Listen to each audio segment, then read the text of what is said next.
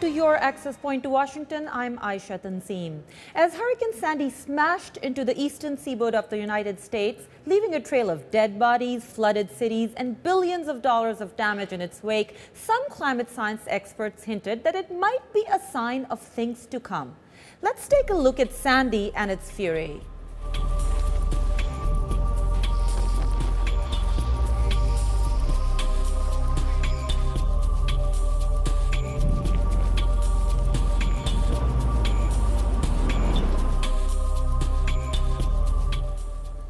Tonight, we will discuss why some experts are suggesting that global warming might be responsible for the scale of Sandy, and what else should we be prepared for?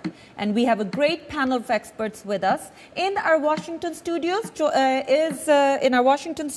we have Dan Huber, who's a Science and Policy Fellow with the Center for Climate and Energy Solutions. Dan, welcome. Thank you.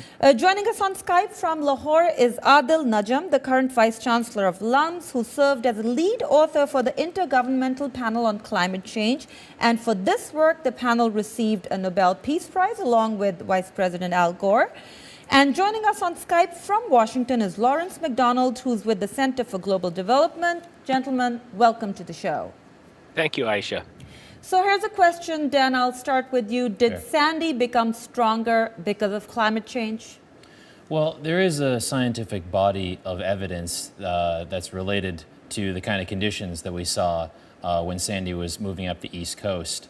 And I think the most important thing to remember is that climate, by definition, is an accumulation of a large number of weather events, and Sandy is just one data point. However, so we like to speak in terms of risk when we talk about Sandy, and there's certainly scientific evidence that heavy precipitation is at a greater risk of occurrence due to climate change. And there is some evidence that warmer sea surface temperatures can increase the risk of stronger storms. So I think that's what you're looking at for the connection. Okay, so Adil, I'd like to come to you in Lahore. It was a human tragedy, and all human beings are concerned about this tragedy. But other than that, why should people sitting way off in South Asia or in Africa or other parts of the world care?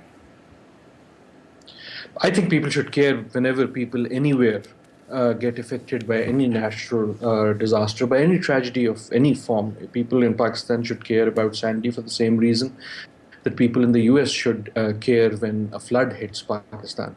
But more than that, I think when we talk of a global phenomena, then we should care because whether we recognize these lines between countries and these borders and all these things or not, nature does not. A cloudburst does not recognize where the border between Canada and the US ends or one between Pakistan and India ends. And that's the nature of the global climate. That's the nature of global climate change. That's the nature of the type of issues that we are talking about. Now, whether Sandy was or was not directly related to climate change, and we should be very careful about making those causality lines. The fact of the matter is that this is yet one more data point that reminds us how important the global climate is to us. Sandy is not a US event. Storms do not start in countries, they start in the global climate. And that's why the whole globe needs to worry about this, because the global climate, by definition, affects the globe. Okay, so Lawrence, global climate affects the globe. What I want to ask you is, does the globe, especially some parts of the globe, the developing countries, the underdeveloping countries that the UN says are most vulnerable, the poor, the sick, the elderly, the already suffering are most vulnerable, do they know and do they care? I think they know, and I think they care, and I think they should know more, and I think they should care more. Certainly Pakistan, because of a series of massive tragedies and especially floods in the last few years, has come to recognize climate change as a very real danger.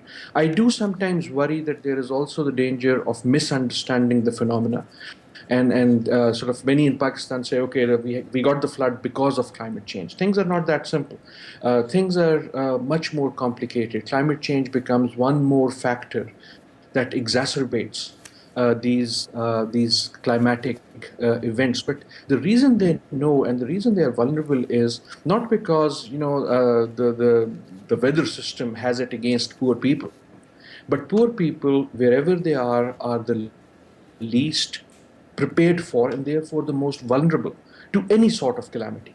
One of the great lessons that people here in Pakistan are already talking about in terms of Sandy is that you get this massive storm hitting the eastern coast of the United Nations and of the United States, and yet you see that within hours and days, the system is robust enough that people's lives go on. When these things hit a developing country, a place with poor people, the systems aren't, the human systems, the economic systems, infrastructure isn't robust enough for them to sort of bounce back. And that is why developing countries and poor communities should be more worried about climate change as a whole. Thank you, Adil. Lawrence, I want to come to you for the next question, which is, we talk about how the developing world should care, but it comes back to an old question, and one that I might point out that always ends up in a deadlock every time UN arranges a meeting, which is, who is responsible for what? What is the obligation of the industrialized world versus the rest of the world? Who should pay for what, Lawrence? There's really no doubt that it's the industrialized world that bears the primary responsibility. Most of the emissions that are currently in the air were produced, not surprisingly, by the countries that industrialized first and increased their emissions of carbon. And I think that my own country, the United States, has been particularly remiss. I sometimes think of us as a pariah nation in that we have the highest per capita emissions of any major country. We also have the highest total emissions, competing there with China more recently. And yet we have been a major impediment to taking action. And I think that's because we've seen it in the debates in the election that we're having, where neither candidate was willing to talk about climate issues, and none of the three debate moderators was willing to ask a question about that. And I think that goes to the influence of lobbyists, the big oil and coal and gas companies on the American political system. They use their money to make sure that this issue does not get raised. And I think if people in Pakistan are going to be interested in Hurricane Sandy, and I hope that they will, it would be to see if this disaster, which is clearly associated with climate and was intensified by climate, is going to change the U.S. political debate. I see some signs that that's happening. It won't happen before Election Day on Tuesday, but I think we're finally reaching the point where our leaders and decision makers are going to have to at least begin to talk about the problem. Okay, Dan, do you agree with what Lawrence said? And what can people around the world do if the industrialized world doesn't take responsibility? The rest of the world also suffers along with it. It's kind of part of being a global village. We're all in it together. So first of all, where does the debate at U.S. stand? Do you agree with Lawrence? And where do we go from there? Yeah, I mean, it's certainly beyond doubt that the industrialized world has emitted the majority of CO2 into the atmosphere. I would add, in the long run, this is going to have to be a global solution, and this is going to include sustainable development and other mechanisms like that that will allow the world to thrive together in a lower emissions future. I would also add that vulnerability is an extraordinarily important concept here. And that's really the biggest takeaway from Sandy, is that Sandy is teaching us about what our vulnerabilities are. And within the United States, these lessons are obviously obvious. But abroad, these type of storms are certainly at higher risk of occurrence in many places in the world. So I think a lot of coastal managers and people and decision makers across the world need to be looking and considering these scenarios when they're making future plans, infrastructure plans. Okay, we have a very good Facebook comment that might be very relevant here. I want to bring it up. It's Mazhar Ali Kazmi, who writes on our Facebook page, "I think industrialization is the main cause that disturbs all things." But he's also asked a question, and I want to go to you guys for the answer. How much is a nuclear bomb testing responsible in global warming? Adil, let me ask you, does it play a major role, that one event? Probably not. Probably not. It might have had, obviously, sort of anything that throws out emissions, greenhouse gases of any sort, is responsible. But the reason I say that is we really have to take responsibility ourselves. You know who's responsible? You are.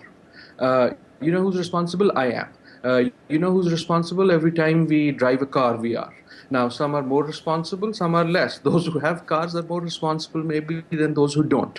But in some ways, unless we take on that responsibility, it's most important. But going back to your question, if I might, you asked who should pay. In many ways, I've debated that question my entire life as working on developing countries in this. But now I find that question less and less relevant, because the honest answer is, the real question here is not just who should pay, but who will pay. And the answer to that is clear. The poorest people, wherever they are in the world, will end up paying. Climate change hits the poorest the hardest. It hits the poorest the first. And that's not simply because of geography and stuff. Because the poorest in any place, and you can see that with Sandy, you saw that with the Pakistan floods, you see that in every disaster. Wherever the poorest are, they, by virtue of being poor, will be least prepared to tackle with these calamities. The rich will buy sheets for their windows. The rich can move away. The rich can build stronger infrastructure. The rich can do many things. And the poorest will end up paying. Now, this is not, about rich and poor. What this is about is that we have to prepare not only for the question of who caused this, but we have to really prepare for how do we deal with its impacts. And that means moving from a debate on mitigation to a debate on adaptation, and adaptation has to focus on the poorest people in the world, wherever they might be. Okay, so let me ask my other two guests. Adil says we need to move to the impact and adaptation. I'll start with you, Dan. How do we do that? Well, I think the first piece is you need to identify what your risks are in your area, and you need to identify cost-effective solutions to reduce those. And in some areas, for example, sea level rise, that's going to involve perhaps larger infrastructure projects. Other things are going to be simply having an emergency response plan and practicing it and carrying out those kind of activities in an effective manner. So Lawrence, I want to ask you, how do we get adaptation in an economic way so that even the developing world welcomes it as opposed to fearing it? Well, the climate community always calls this adaptation. I think the word that I prefer, and it's been used more, is resilience. And I think it's important to think in terms of resilience because, as the other two guests who know a lot about this certainly appreciate, we don't just adapt once. There are many tipping points in climate. We probably passed some, we're rapidly approaching others. And we're facing a situation of really runaway change where the thing that we think we might be adapting to, I suspect we'll see in the northeast of my own country an effort to adapt to fend off another storm like Sandy, but the next storm won't be like Sandy. It'll probably be bigger. So we need to build more resilient societies, and I agree with Adil. There's been a lot of discussion about who will pay. Unfortunately, everybody is going to have to pay, and I think that the old debate about unless the rich will provide the South with money to cut emissions and to adapt or improve resilience, that the South wouldn't act. I prefer to turn that on its head, and I'm hoping to see that the global South, including Pakistan, India, Brazil, China, who are most at risk from these impacts, are going to start to say to the North, we insist that you act. Because resilience and adaptation are important, but unless we can rapidly bring down emissions, the changes are of a scale that no society is going to be able to cope with them. So we're in the unfortunate situation. We need money for strengthening our societies, and we also need money for reducing emissions, and it's going to have to come from all of the countries that are part of this problem. Okay, so there's another Facebook comment that we have, and that kind of makes it more relevant for Pakistan. Adil, I'll come to you for that, which is about the floods that Pakistan had. And the comment is from Malik Imran Rabnawaz, which says, America knows the meaning and the responsibility. He's asking about the floods. Please ask about the Pakistan floods. So, Adil, were the floods in Pakistan in any way, shape or form a result of global warming? See, I mean, again, I hesitate to respond to sort of the question in a very direct way. You're not going to get calamities that happen only because of climate change. What climate change does is that it increases the probability as well as the scale of climatic disasters. So you're going to likely to see them more. They're going to become more erratic, and they're going to become larger. That doesn't mean that every flood is only because of climate change, and had climate change not happened, there would be no flood. We've been having floods for all of history. We've been having hurricanes for all of history. But what climate change does is that it increases their probability, i.e., you see more of them. It increases their magnitude, that they are likely to become bigger. The worst thing about climate change is that we don't know. It increases the unpredictability of these events. And that is what's really scary. Also, I wanted to sort of get back to some of the earlier debate. If you think about adaptation, how do you do adaptation? Climate adaptation is really about development. One of the interesting things is I lived in Boston, as you know, for 20 years. I've been calling and talking to my friends on the East Coast and trying to make sure they're all okay. And one of the things I hear is, people don't have electricity, power failures, and so on and so forth. Now, people in Pakistan, even without floods, live without power just on a daily basis all year round. They adapt to that. Adaptation is not a good thing. Adaptation essentially means you take on a discomfort, i.e., we call it load shedding, not living without electricity every day. Adaptation is not something we should look forward to, but adaptation is also an opportunity. It is an opportunity to do development in a different way. Give me more development, i.e., sustainable development, and I shall give you a resilient society. Okay, so you're talking about giving you more sustainable development. That's the question I want to come back to. Lawrence, I want to come to you. With all the problems that we've talked about, and we've talked about quite a few of them, all the problems that we've talked about, how do we get sustainable development that's also economically viable, that competes with the market forces of economy so that people don't have to choose between going sustainable or going the other way? Well, that's a very big question, and certainly whether societies develop and improve incomes and improve the quality of life is mostly determined by what people in that society do. Pakistan's problems will be addressed by people in Pakistan. They are actively thinking of ways to solve those problems. At my center here, the Center for Global Development, we look at the very small piece of the issue, which is what can outsiders do to get out of the way and occasionally to be more helpful. In terms of development, interestingly, one of the research pieces by my colleague David Wheeler found that educating girls is one of the things that contributes most to climate resilience. The societies that have higher education levels for girls, higher literacy rates, holding all other things, including income, equal, those societies tend to be more flexible and more resilient because, of course, women play a key role both in the home and outside of the home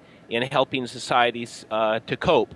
There are many different things that can be done, but I think when we think about how economies can develop, obviously educating girls is a very good thing for economic growth and development. It also turns out it's a very good thing for increasing the resilience of society to climate threats.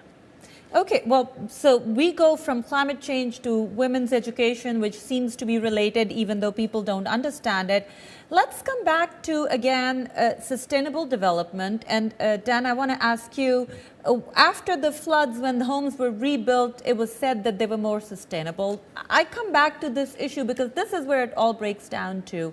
How much work is being done in the world to provide sustainability at the same cost that people can buy other stuff? Electric cars versus the other cars, or electricity through not coal but water.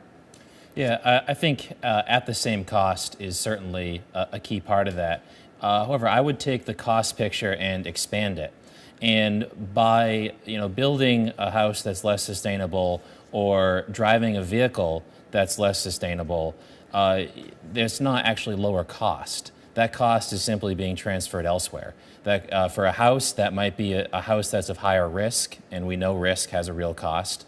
For a vehicle, that includes the increased emissions, which results in higher risk throughout the world. So I think we need to expand our thinking of cost beyond simply the out-of-pocket cost to an individual, but instead include the risk cost component and the entire social cost of activities and find a way to accurately price those. Adil, this brings us to a very interesting issue, which is we're talking about social responsibility here. People don't just think about what they're paying right now, but what the society is paying, what the planet is paying.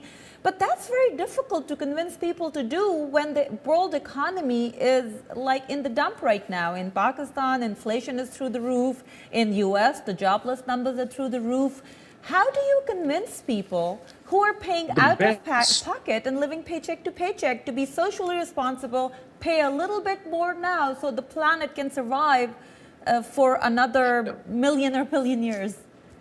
No, but so let me argue on the other side.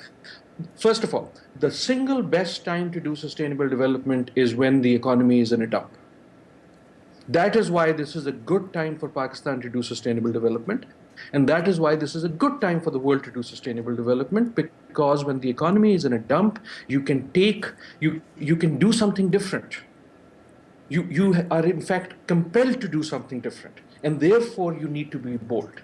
Now, when things are going well, the argument is, why change when everything is so good? The best argument for change is when things are not going well.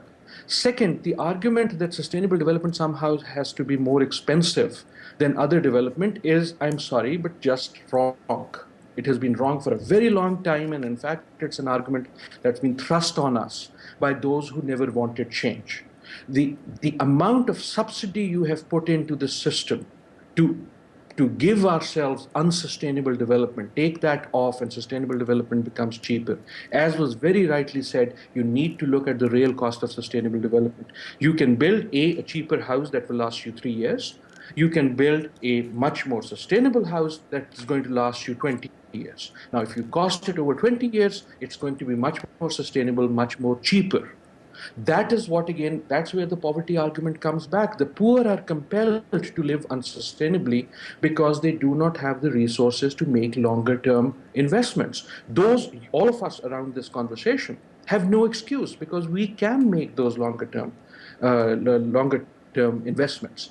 So I think the third argument I would like to debunk is that somehow this is about saving the planet and somehow this is about doing social good. No, it is not. This is just about being rational. I don't want the world to save me. I just want people to save themselves. I think sustainable development is doing what is in your own interest when you count all your interests. If we make it an argument about doing good to the world, then unfortunately nothing will happen. That's not how the world moves.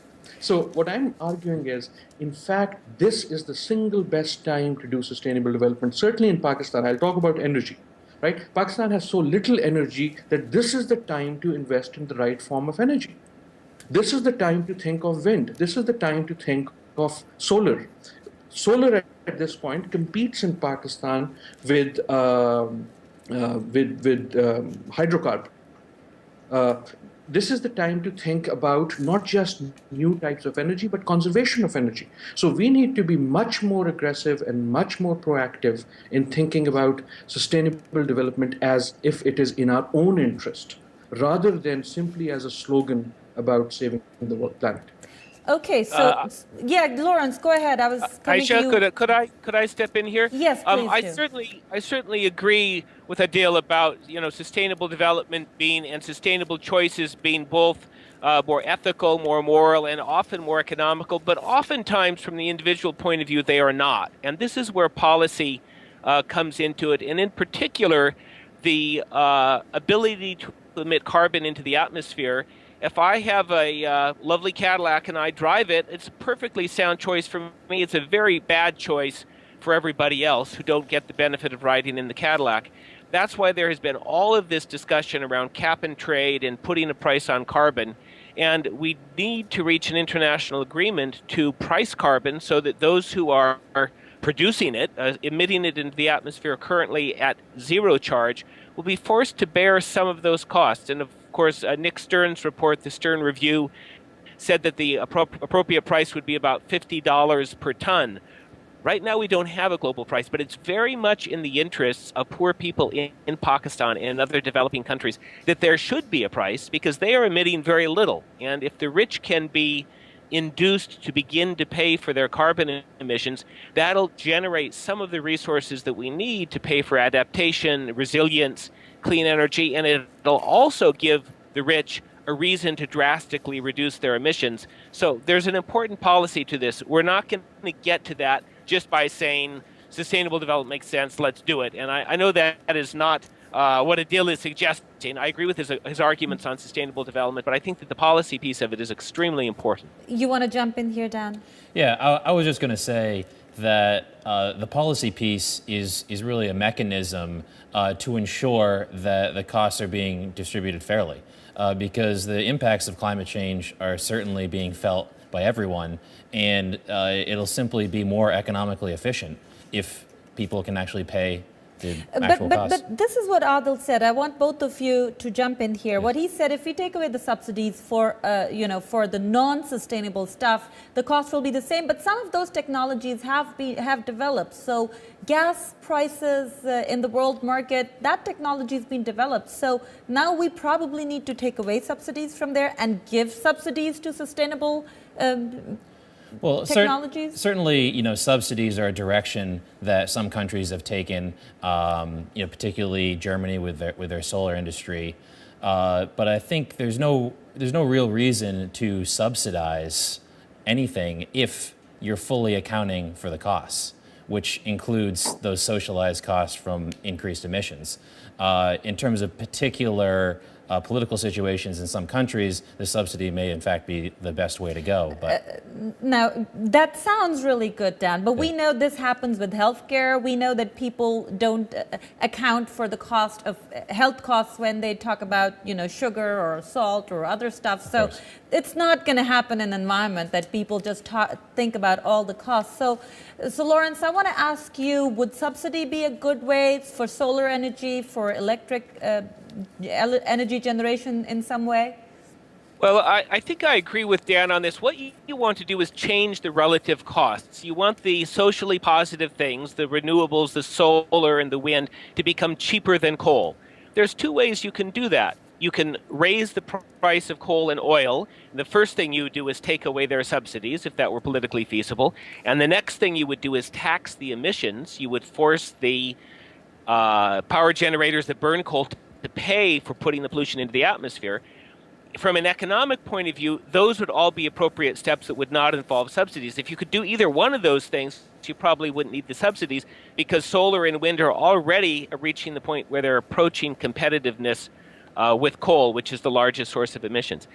Now, if politically you can't withdraw their subsidies and you can't impose a tax on them, then offering a subsidy to renewables, which is what the Obama administration has done here in the United States, that's another way to change relative prices. It's a more expensive way because the taxpayers have to generate the public funds that could have gone to healthcare or could have gone to something else, and you're putting them into energy subsidies. And it's also not politically sure to be protected. We had this relatively minor scandal around Solyndra, the solar producer. It was one of many things that the government had provided a subsidy to. It didn't work out, and it's become a major campaign issue here. So while the Obama administration was correct, and other countries are correct, if they can't eliminate subsidies for pollution, and if they can't tax pollution, then they should subsidize clean energy. They're right. It's kind of a third best. But it's not necessarily politically foolproof. It can leave you open to trouble as well. Okay, well, thank you very much. That's about all the time we have. We could talk about this topic like forever, and we will probably go on talking about it. I'll probably have you guys over with me. But for now, I want to thank my guest, Adil Najam, joining us from Lahore. He's the Vice Chancellor of Lahore University of Management Sciences. Adil, thank you so much for your time. In our Washington studios, we have Dan Huber, who's with the Center for Climate and Energy Solutions. And we have with us Lawrence McDonald, who's with the Center for Global Development. Thank you all for joining us today. Please come back, and all of you, please remember you can come to our Facebook, give comments about this particular show. You can also check out more news on our webpage, voanews.com. Thank you very much for joining us. Goodbye and good night.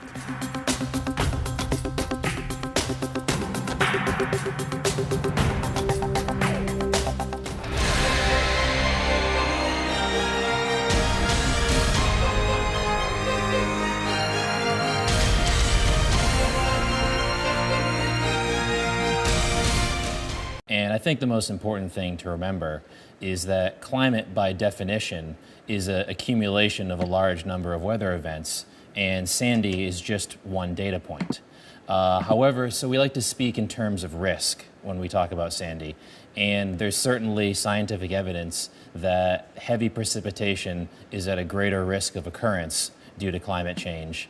And there is some evidence that warmer sea surface temperatures can increase the risk of stronger storms. So I think that's what you're looking at for the connection. Okay, so Adil, I'd like to come to you in Lahore. It was a Hitler of Lums who served as a lead author for the Intergovernmental Panel on Climate Change. And for this work, the panel received a Nobel Peace Prize along with Vice President Al Gore.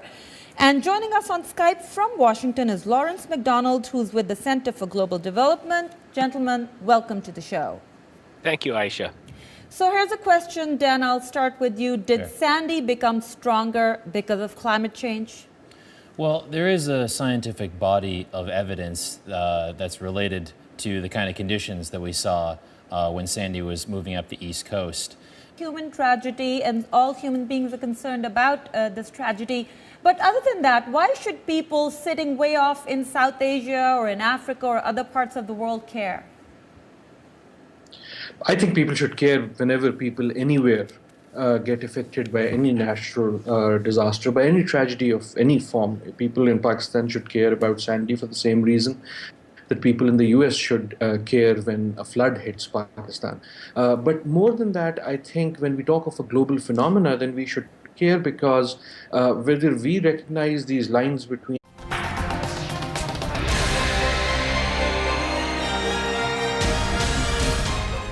Welcome to your Access Point to Washington. I'm Ayesha Tanzeem. As Hurricane Sandy smashed into the eastern seaboard of the United States, leaving a trail of dead bodies, flooded cities, and billions of dollars of damage in its wake, some climate science experts hinted that it might be a sign of things to come. Let's take a look at Sandy and its fury.